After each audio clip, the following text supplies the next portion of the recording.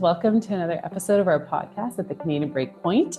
So as many people know, we are live at the AMR Symposium this year. So this is something different I'm doing with this mini-series, and I'm really talking about antimicrobial resistance, but from all different perspectives. So we've had some researchers, we've had clinicians, and now we're going to have kind of a different outlook and input from our speaker here. So we have Harpa Isfeld-Kiely.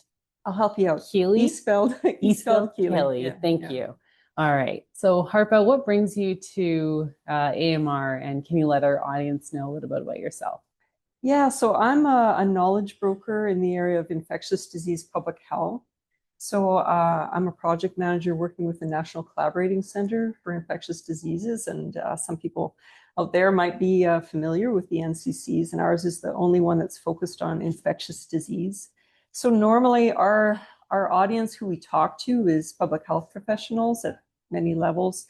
And this stream of our work, I've been working on it since about 2016. And really this is the only stream of our work where we have include public as an audience. We also work more closely with a lot of organizations that are direct providers of healthcare. So we've been in a space for quite a while, like since actually the beginning of NCCID. We've always been involved in some kind of awareness building efforts. I think it started out as a day, actually, ironically, about just antibiotics. Right. And this campaign that we've had really growing as a bit of a grassroots effort, because it doesn't have big dollars, but it has a lot of passion behind it. And we call that AMR Aware Canada. Right. And so NCCID has a role coordinating that collaborative campaign. Okay. And we're here at the symposium because conversations are happening here, and we want people to, a lot of the experts and people, all the many disciplines are involved, of course, as you know, in AMR. And we want to be in the space where there is that multidisciplinary scope, One Health scope, because we really need more of the champions and experts in all these fields to be aware that we do have a campaign in Canada. Many are looking for, to make use of educational materials, and there's a lot of efforts in Canada, and we're trying to bring those forward under one umbrella of AMR Aware Canada. So we were newly rebranded last year. As I mentioned, we've been working at this NCCID for many years, but it's really developed more into a more concrete entity that last year we rebranded, and a new website, a new name, AMR Aware Canada. So that's really come to a head for us. And so now we're really trying to get the word out to strengthen this, the collaborative approach to awareness building is, it's not a top-down, heavily funded kind of approach. It's the experts who are the early adopters that know why AMR matters. Yes. But they don't have maybe the materials, the resources to point to get that word out. And then, so obviously we're very familiar from like a few years back, your team had presented some of the educational tools, resources of how physicians, pharmacists, researchers, et cetera, could access some of these tools. So what's kind of been the new thing that's been going on, or the newer projects that you guys have been working on? Well, certainly we know we hear again and again that we need to tell more stories about AMR. People need to understand, put a face to that, and understand how that presents in a person's life and what they do when they're actually told they have. You have you're colonized, or you have a resistant infection, and maybe they're living in long-term care and they are concerned, or they're a caregiver of an elderly person. Right. How do they need to control the spread of that, or how do they need to manage their care? But a patient perspective is something that can really add a lot of depth and make connections with people. So this year, we have featured other stories that have come to us through other organizations. Health Canada produced some other campaigns, like the Antimicrobial Resistance Fighters that comes from Becton Dickinson. They had a series that gathered stories. We've brought some of those into our campaign that are on our site, but now we're actually partnering, co-creating some stories with patients. So that's something new. It's really neat. Yeah.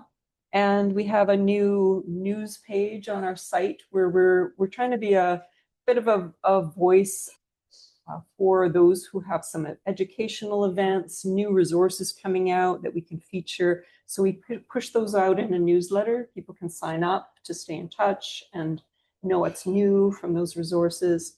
But the news page is also incorporated within our website. And that's just another way we can bring people to the site so that they know this entity exists. They can get some of the language that we've developed that's more public friendly on that site, so they can make use of that.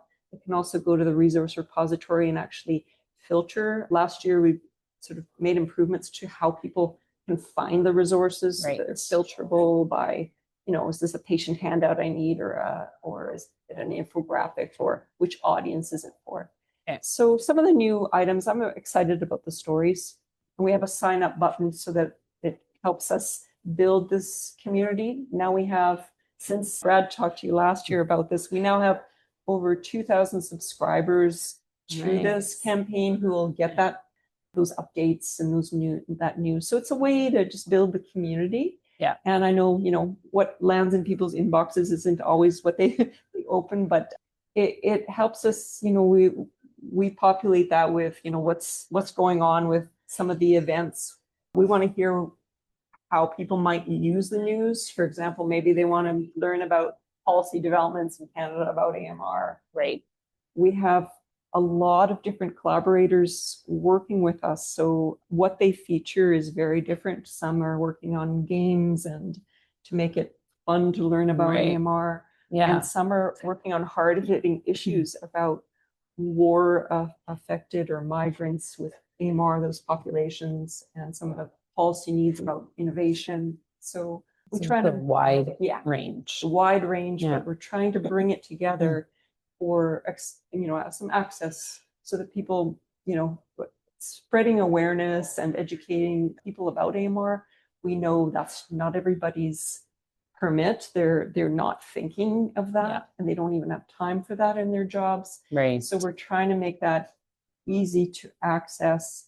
And our collaborators want to share and make that.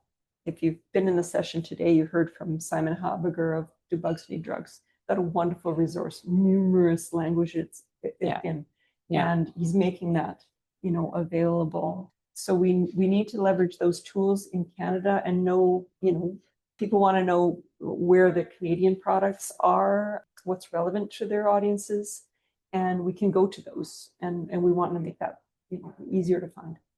And so all of these tools, it's amazing that so much has actually happened since we last heard about all of this, which is fantastic, and so much growth in the area. So congratulations for such a great achievement.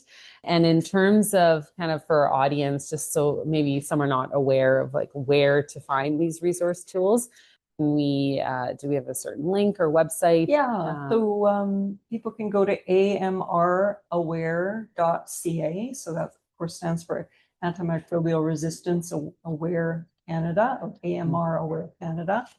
And so that's the main portal. And you'll see listed many of our partners there. We have over 20 partners listed, and more we haven't yet listed, but so we're growing this campaign, and that's part of why I'm here at the symposium, really reach out to other collaborators. So go to that website, go to the campaign page for something to share during World Antimicrobial Awareness Week. We've got volunteers within this collaboration who have been working to light landmarks across Canada. Yeah. We have 31 at this point. Awesome. And still have several days and a week until the close of World AMR Awareness Week. Yeah. So that's just some of the activities we do. Of course, are just short-term things for the week. But check out the resource page, the news. But the stewardship AMR, CAN AMS is our the name of our webinar series.